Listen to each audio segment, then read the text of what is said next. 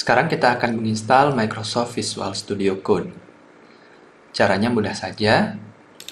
Kita cari Visual Studio Code. Dari hasil yang muncul, pilih yang alamatnya code.visualstudio.com. Pada halaman yang muncul, klik tombol Download for Windows yang ada di sebelah kiri.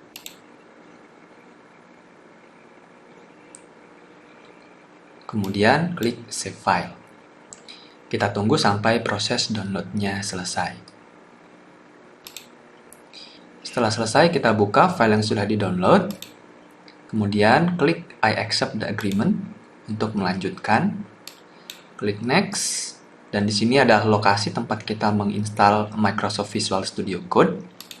Kalau teman-teman ingin mengganti lokasi installnya, klik saja tombol Browse dan pilih folder yang diinginkan.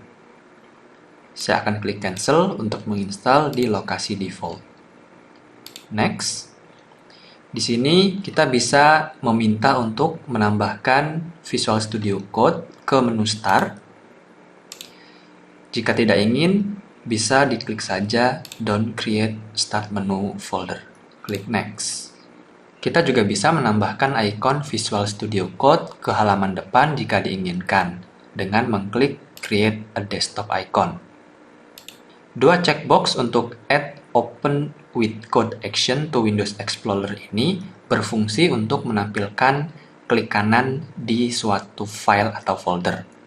Contohnya, jika di sini ada sebuah file bernama contoh.php, ketika kita klik kanan, kita bisa menambahkan menu di sini Open in Visual Studio Code, sehingga kita bisa langsung membuka sebuah file atau suatu folder tanpa harus membuka Visual Studio Code, lalu klik File, klik Open, dan seterusnya.